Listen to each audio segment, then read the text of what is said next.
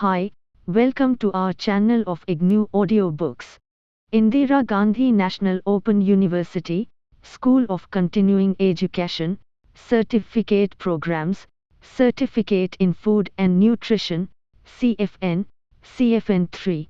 Economics of Food, Block-1, Food Budgeting, Agricultural Production and Distribution, Unit-2. How do we plan for growing our food? Food is one of the basic needs of man, and from times immemorial he has been discovering and sometimes inventing various ways and means to produce food. In this unit, modern ways of production and the factors affecting production are discussed with emphasis on kitchen gardening. 2.0 Objectives. After studying this unit, you will be able to times define food production. Times list the factors to be considered for planning food production. Times explain the importance of kitchen gardening in food production, and times plan a kitchen garden for your family. 2.1 Introduction. We shall first understand what are the most important requirements for producing food. In fact, food has a very vital relationship with the size and movement of population. This has been proved since the beginning of human civilization. Man has migrated from place to place in search of food and settled mostly on river banks, where food can be grown well. Hence, the requirements of food products are directly linked to the size of population. 2.2 Classification of foods based on the source. In Course 2 we have classified food into three groups based on their functionality. As already seen in Unit 1 of this course, you need different types of food.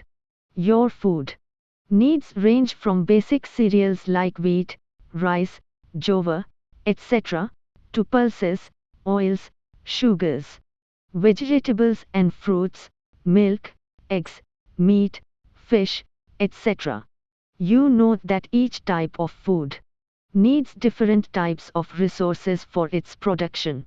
Let us try to understand in brief what these resources are. You can broadly classify the foods into three groups based on the most important requirement to produce them. They are A. Foods which require land, B. Foods which require animals, livestock, and C. Foods which require water. Such a classification helps us to simplify our production policies. 2.3 Foods from land, food crops. The foods which require a piece of land to produce them are the crops which you grow. Examples of these are rice, wheat, pulses, vegetables and fruits, etc. Since you require a large variety of crops grown as food for your consumption, you will need to produce all of them. However, the land available for cultivation, growing purposes is always limited. This is because the geographical boundaries are limited. For instance, you cannot own lands in other countries such as Pakistan or Bangladesh. Secondly, from out of the available geographical area, you have to provide land for housing, industries, trade, etc. Hence, the total land available for growing crops in a country will always be limited. Further, due to the nature of production of different crops and the duration of their growth, you can put the same plot of land to use more than once a year. But such multiple usage of land requires additional facilities like irrigation. So you see that it requires detailed planning even to decide on the area available for cultivation. Next, you have to plan your production based on your need of different crops.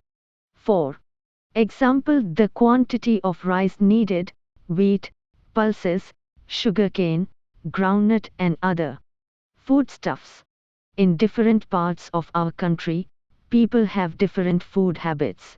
It is our duty as planners to fulfill all their requirements. Each crop will have a particular level of productivity. In general terms, this is called yield per hectare. Based on the total requirement of a crop and its productivity, you have to plant the particular crop on specific area of land. The following illustration will clarify the point. Times. Projected data by Planning Commission. Requirement of rice in India for the year 2011 to 12, 84.7 million tons. Yield per hectare of rice, average 3.1 tons. Area required for production of rice 84.7 million tons. 3.1 tons is equal to 27.3 million hectares. Another criterion must be considered while planning for growing food. This refers to the area to be planted under irrigated area and rain-fed area. Because of various biological factors, it is seen that the productivity of a crop is more under irrigated conditions than under rain-fed conditions. Also, all land available for cultivation cannot be irrigated because of the limitation of groundwater available and the high costs involved in irrigating the land. Hence, careful planning has to be done to decide as to how much area should be planted under each crop to fulfill your production requirements. Plants, after all, cannot grow very well just because land and water are available. Since they are also biological beings, nursing them well will increase their productivity just as a well-nursed child will be healthy and good-looking. The nourishment you give to the crops to facilitate their growth is termed as providing inputs. Inputs come in different forms. The most important input for growth of a crop is seed. As we sow, so we reap. For a good crop, you have to sow good seeds. The production of seeds should be planned in such a way that the requirements of seeds by the farmers are fulfilled. Otherwise, the farmers will not be able to produce sufficient crops. Usually, the farmers use the crop grown in the previous season year as seed. Nowadays, because of improvements in the quality of seeds, the farmers buy their seed requirements from seed producers. So you see that even production of seeds must be planned well. Let us now understand how seed production can be planned. Continuing our previous example of rice production, approximately 27 million hectares of area would be needed for cultivation of rice. Let the seed requirement for rice be 100 kilograms per hectare, then the total amount of seeds required would be 270 million kg or 29 million tons, 27 million hectares x 100 kilograms. However, not all farmers go in for buying improved varieties of seeds. Therefore, while planning for seed production, you should keep in mind as to what percentage of farmers and what percentage of area will be covered by the improved seeds and what will be the total requirement of improved seeds. Thus, you will be able to produce the actual requirement of seeds. Such planning is required to be made for all the crops. Fertilizers play a very important role in increasing the productivity of crops. They supply the vital nutrients for growth of crops. Most of the fertilizers produced supply the three most important nutrients needed with nitrogen, N, phosphorus, P, and potash, K. You often see the fertilizer bags with different brand names mentioning the contents of NPK in them. For instance, if you see a fertilizer bag Sufala 17-17, 17, it means 100 kilograms of Sufala contains 17 kilograms of N, 17 kilograms of P and 17 kilograms of K. However, different commercial brands of fertilizers contain different combinations of one or more of these nutrients. It is up to the farmers to decide what they want to buy. Another very important source of nutrients for the plants is the organic manure available on the farmers' fields. Night soil, cow dung, plant wastes, leaves of some plants, etc., are all fermented into compost and applied to the soil, land, to form good organic manure. Farmers use them in a large measure to fertilize the soil. Manures help in revitalizing the soil fertility and thereby help in increasing the productivity of crops. The use of chemical fertilizers, however, has been largely responsible for increasing agricultural production in our country from the mid-60s. Different crops need different levels of nutrient application for their growth.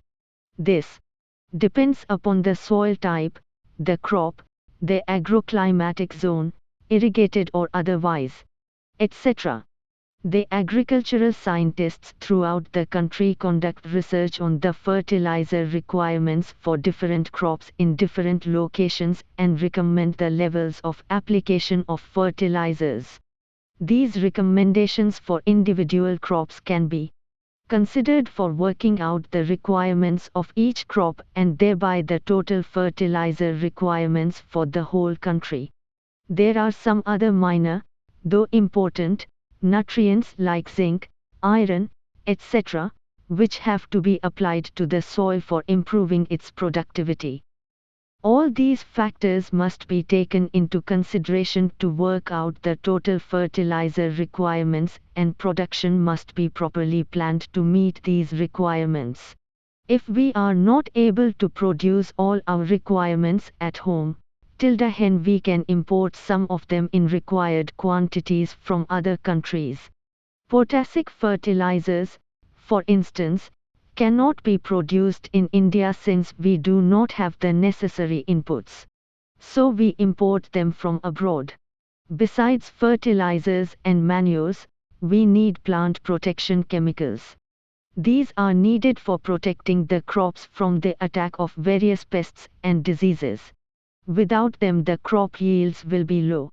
Hence, they must be used in required quantities. Their production, therefore, needs to be planned well. At present, in our country, the farmers are using these plant protection chemicals only for major commercial crops like sugarcane, cotton, groundnut, etc., and some major food grain crops like rice and wheat. Hence, our requirements of these plant protection chemicals are at a very low level as compared to the vast agricultural area in the country. The other very important input for the agriculture sector is labor. Labor consists of human labor and animal, draft, labor. Most of the labor requirements in the agricultural sector are met by the family members themselves. During some peak periods like sowing, harvesting, etc., labor will be hired on the farms. It is a general feeling and experience that the agricultural sector has a surplus labor force. Most of these laborers are said to be underemployed, i.e., they are not gainfully employed for the entire year. Similarly, the available animal labor force also does not find gainful employment throughout the year.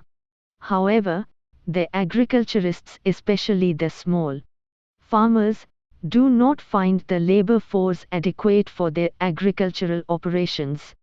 The other important inputs for agricultural production include various machinery, like implements, pump sets, tillers, tractors, etc. Based on the actual requirements, the production of these implements must also be planned. Another important factor you should keep in mind about some food articles is that you cannot consume them as they are produced on the land. Examples of these are sugarcane, sugar and gur, groundnut, oil, mustard, oil, coffee, powder, tea, leaves, dust, etc. Hence, in these cases, you will have to first estimate how much of consumable product, e.g., sugar, is needed. based on the amount of raw product, sugarcane, needed for each unit of the consumable product. You have to plan for producing the raw product. Sugarcane is our example. The following example illustrates the point. Let the amount of sugar needed for consumption in India for 1 year be 85 lakh tons. Let the recovery rate in sugarcane be 100 kilograms of sugarcane converts into 5 kilograms of sugar, 8.5%. So, to obtain 85 lakh tons of sugar, the amount of sugarcane to be produced is given by 100 by 8.5 x 85 is equal to 1000 lakh tons, or 100 million tons of sugarcane. Thus, you can see that the planning for production of your food requirements is a detailed process involving a detailed analysis of individual requirements and production possibilities. Check your progress. Exercise 1. 1. Write a brief note on different sources from which you can obtain food. List at least 2 foods you can get from these sources. 2. Given the following data, estimate the area under which wheat should be planted to achieve the required production. Requirement of rice, 84.7 million tons. Yield of rice, 3.1 tons. 3. List the resources needed for farm crops in agriculture. To sum up, the process of planning for food production starts with the level of the population, the requirements of food, of different types, by individuals, per capita requirements, and the total requirement of each food article. Based on the requirement of each crop, you should plan the area under cultivation for each crop. Based on the area under each crop, you have to plan for production of seeds, fertilizers, and other chemicals, etc. Such planning will help you produce the required amount of food articles for the population. The following table shows the production of various food items in our country in July 2006.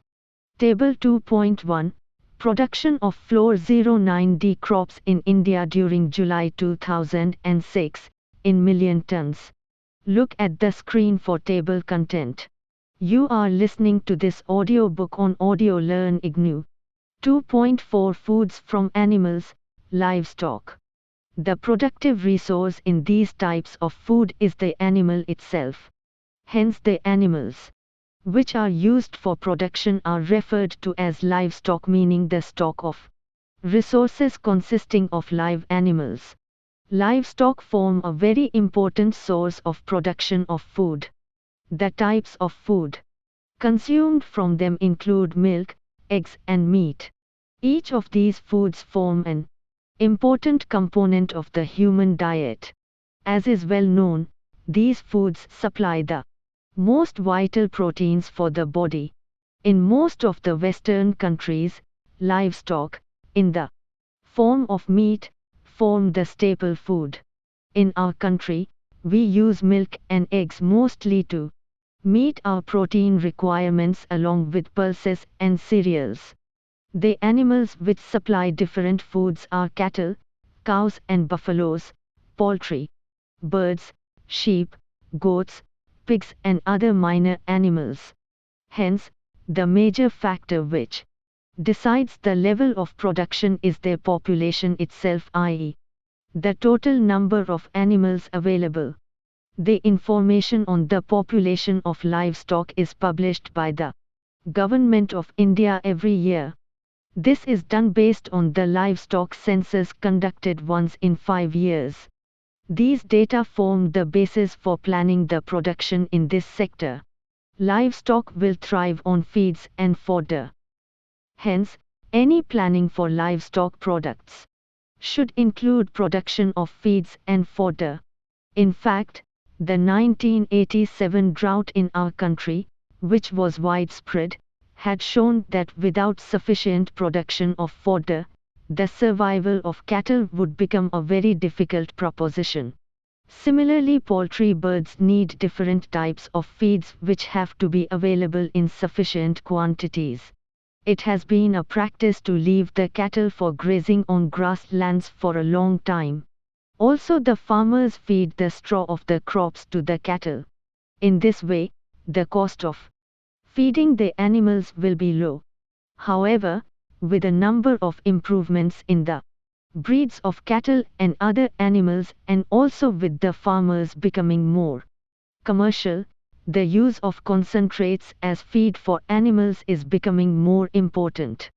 Based on the total livestock population and their requirement of feeds and fodder, you have to plan the production of the feeds and fodder. Milk is the mainstay of livestock products in our country even today. Though it forms a supplementary food for adults, it is the main food for children and the aged. Even in the case of adults, you need milk for the consumption of beverages. Milk production, dairy enterprise, was, until recently, treated as a supplementary enterprise by the farmers.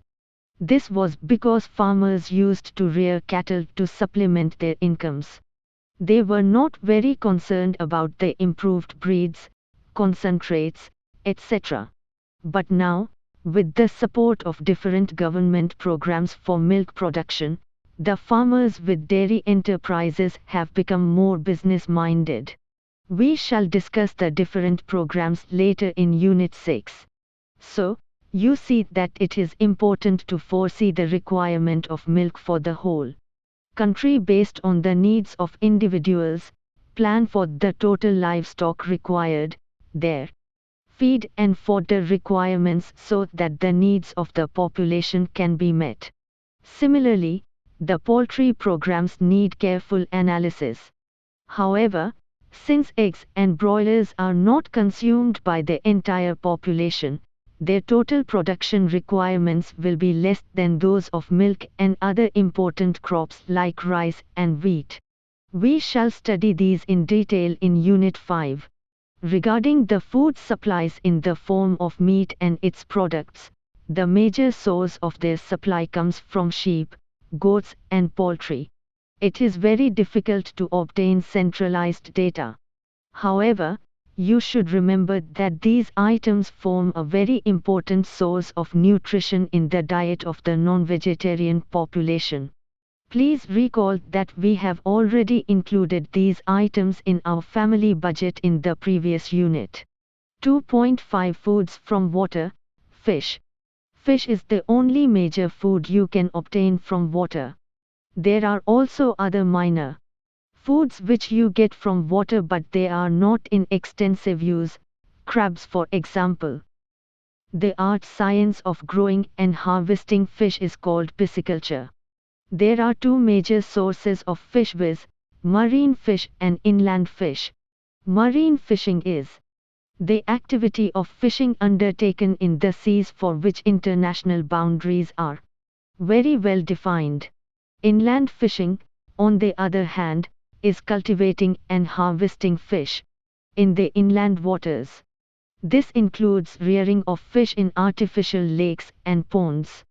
The eating habits of the population of our country are so wide-ranging, especially regarding fish eaters, that the proportion of fish eaters varies from about 6% in Maharashtra to about 96% in Kerala. Hence, you see a wide fluctuation in the demand for fish through the length and breadth of the country. You also observe that the preferences of the people are very varied. Traditionally, fishing was limited largely to offshore fishing and fishing in rivers. Now fishing activities are extended to artificial rearing and harvesting too. We shall study the pattern of demand for the supply of fish in Unit 5. 2.6 Kitchen garden, horticulture crop. Growing plants in your backyards which yield products which can be gainfully used is called kitchen gardening. The most popular plants grown in the kitchen gardens are those yielding vegetables and some fruits and flowers. The extent of plants grown in the kitchen garden depends upon the extent of the area available in your backyard. Uses of a kitchen garden. 1. Kitchen gardening provides aesthetic pleasure for the family. It is a good way of spending free time. 2. It provides a clean atmosphere around the house. 3. It helps the family to save money on some items of expenditure like vegetables, fruits, and flowers. 4. In some cases, it serves as a supplementary source of income to the family. You may observe in your neighborhood that people sell curry leaves, fruits, coconuts, etc., which are grown in their compound. 5. It helps us to grow vegetables and fruits with organic farming, i.e., free from insecticide, pesticide, fungicide, and chemical fertilizer. Plants which can be grown in a kitchen garden. The plants which are planted in the area around the house depend upon the preference of the family members. Usually people prefer to have some perennial plants which yield fruits for a long period of time. Trees which produce mango, peach, pomegranate, amla, coconuts, guava, papaya, sapota, lime, etc. all find an important place in backyards. These plants keep on yielding fruits at low maintenance costs. Coconuts and lime are used for cooking for the family almost every day, and you will be able to cut down your expenditure on these items. As a matter of fact, when you calculate the amount of money saved, it adds up to a large sum in a year.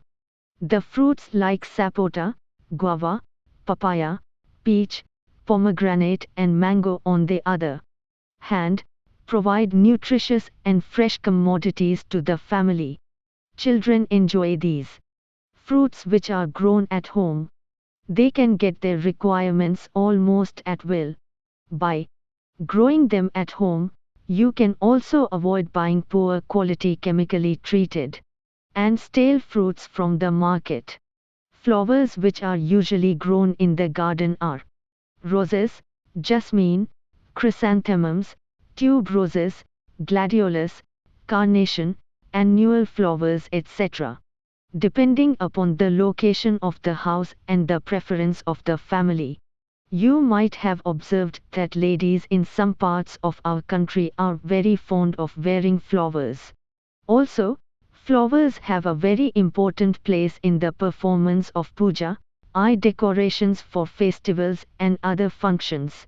In fact, flower farming has become a very profitable venture proposal in our country. Recently, we are also exporting flowers to different countries on a large scale.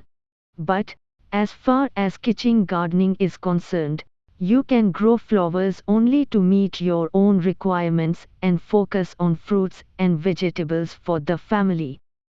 Perhaps the most important point in providing food to the family from kitchen gardening is growing vegetables under organic media. Also, vegetables take a short time to yield, they are seasonal in their growth and the extent of care, and hence the cost needed to grow them is low. Almost any kind of vegetable can be grown in a kitchen garden. The type of vegetables you grow in your garden depends upon your liking for them and the season in which you want to grow them. Though it is very convenient to grow the vegetables in the rainy season, you may also grow them in the other seasons by providing them with small quantities of water for their growth. Usually the vegetables which are grown in a kitchen garden are beans, tomatoes, brinjal, carrot, radish, and spices like chilies, coriander, and curry leaves. Remember, a combination of more than one vegetable can be grown in a kitchen garden because these can be grown on small patches of land as well. The most important utility of a kitchen garden is that you get fresh vegetables for your consumption. Also, these days when vegetables are very expensive, you can reduce your expenditure on food without sacrificing your nourishment. You can also get the vegetables of your choice You can get beans from creepers, carrots from root plants, and leafy vegetables from small bushes. Hence, you need a careful planning of the vegetable garden depending upon your preferences and the area available for gardening. These days, where housing is being taken up as a commercial activity, you hardly find any place for a kitchen garden. This is very true in major cities and metropolitan centers. However, in big towns and semi-urban areas, there will be a place around the houses for gardening, where a kitchen garden is possible. Careful analysis and planning is required if you have to take the best advantage of the limited area available for gardening. If you do not have space surrounding your house except the roof of the house, you can grow vegetables in pots like tomato, okra, bhindi, brinjal, coriander and curry leaves, etc. This way you can develop a small kitchen garden on your rooftop. The departments of horticulture of different state governments provide a number of incentives under their development programs to encourage kitchen gardens. These include providing free improved seeds, giving technical guidance, providing other kits free of cost, etc. You can make the best use of these incentives after making due inquiries from the concerned departments in the place where you live. Planning for a kitchen garden. The basis for planning a kitchen garden is the area available for gardening. You should also be aware of your priorities and preferences, like whether you want perennial plants or seasonal plants, fruits or flowers, etc. Perennial plants must be given top priority. This is because once they are planted, they cannot be removed for a very long time. The rest of the area can be planned for growing seasonal crops. A major factor which has to be kept in mind in planting is the spacing between the plants. It is very important to maintain the required spacing between the plants for their good growth and better yields. The extent of spacing required between the perennial plants usually is 3.5 meters. On the other hand, the spacing required between the seasonal crops like vegetables is usually 1 meter, about 3 feet. Creepers, on the other hand, like cucumbers, double beans, etc., must be given sufficient space to spread around. Thus, you will be able to take the best advantage of the limited space available to you. Figure 2.1 depicts what a model kitchen garden looks like. Figure 2.1, Model Kitchen Garden. This plan serves only as a guideline for individual households. The plan depends upon the actual space available and the preferences of the household. Some families may prefer to have only flowers and ornamental plants in their backyards. The plan will change accordingly. Check your progress exercise 2. 1. What do you understand by livestock? What foods do they provide? What resources do they need for their production? 2. Explain the concept of kitchen garden. 3. List the different types of plants which can be planted in a kitchen garden. 4. How do you fix the priorities to grow plants in a kitchen garden? You are listening to this audiobook on Audio Learn IGNOU 2.7 Let US Some UP. In this unit you have learned what food production is and how to plan for food production. You have also learned how the resources for the food sector are produced and allocated. Further, you have been familiarized with the importance of the kitchen garden and planning for the same. 2.8 Glossary. Cultivable land, area available exclusively for cultivation. Fertilizers, chemicals which supply the basic nutrients to soils for plant growth. Food production, production of food ranging from basic cereals like wheat, rice, jowar, etc., to pulses, oils, sugars, vegetables and fruits, milk, eggs, meat, etc. Geographical area, the total land available within the set boundaries, country, state, village, etc. Inland fishing, fishing in ponds, lakes, tanks, etc. Irrigation, providing water to crops. Kitchen garden, growing plants useful for consumption in backyards.